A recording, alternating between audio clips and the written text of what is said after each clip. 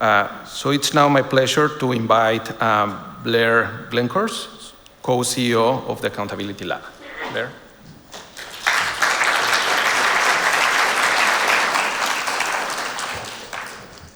Thank you, Alex. Thank you to the World Justice Project's team once again for an incredible 3 days, and greetings from my Accountability Lab colleagues all around the world. It's been an honor to be back here in Warsaw with all of you, standing alongside you, a committed community of rule of law champions.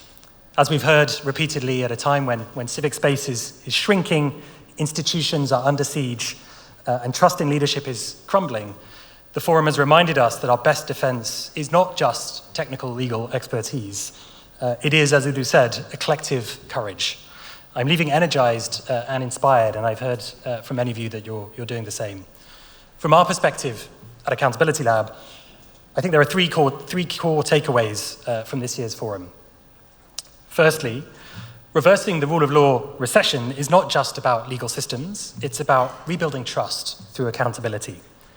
That trust is earned through responsiveness, integrity, and participation, not just reform from the top, but change driven from the bottom up.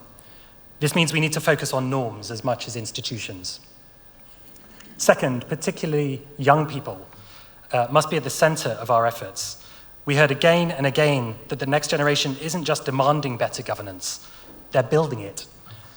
A refrain from our session yesterday was that we must all be citizens, not just individuals. For those of us who, how should I put it, are youth alumni, our job is to listen to young people, invest in them, and then get out of the way. Third, civic space is both the battleground and the solution. Whether in the courtroom, the newsroom, or the public square, online or off, our ability to protect civic voices will shape whether the rule of law advances or retreats in coming decades. This brings me to the principles, the Warsaw Principles, which provide not just a North Star for all of us, but I think a concrete framework for action. Several of these resonate deeply with me. Principle 3, which Aidan mentioned, on protecting civic space, aligns with our mission to create the conditions for citizen voice and government accountability. Our work is rooted in the idea that communities should shape the rules that govern their lives and speak truth to power without fear. Principle 5 on integrity and anti-corruption connects to our belief that honest government isn't just an ideal, it's a right. Through our work, we're shifting norms and elevating public servants that lead with accountability. And Principle 10 on collective action reflects how we work every day, bringing together reformers across government, civil society, media, and definitely business to push for systemic, sustainable change. But principles mean little without action, and so I'm going to commit to 3 very concrete actions that we are going to take over the next year in support of these principles.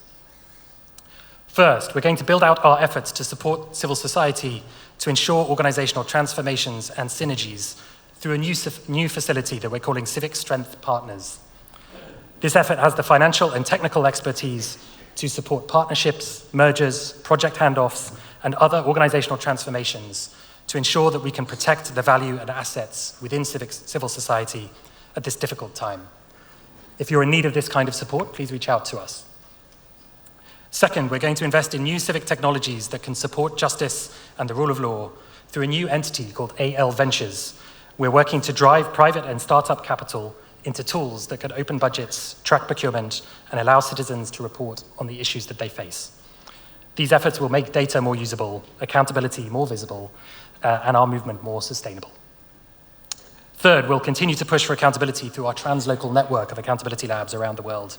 This means creative programs to engage citizens in conversations and actions about their rights and responsibilities, connecting the dots between efforts on the ground and larger policy frameworks, like OGP and UNCAC and others, and shifting narratives around these issues to renew hope. We'll continue to catch people doing the right thing, to understand where role models are and how we can support them. We all know that this work is long-term. It's not going to change tomorrow, but we also know that it's possible. We've seen frontline bureaucrats risking careers for integrity in Latin America. We've seen students in South Asia leading budget transparency issues. We've seen journalists in West Africa using WhatsApp to track corruption in procurement. This is what people-powered rule of law looks like. In closing, let me say this. The rule of law isn't abstract. It's lived, it's local, and it's ours to protect.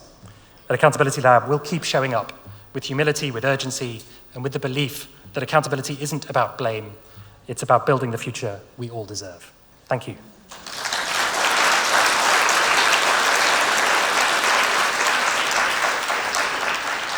Thank you, Blair, for reminding us the importance of trust, of the civic space, and of bringing young people, and for your commitment to support civic society, embrace innovation, and build the accountability ecosystem. Thank you for your leadership.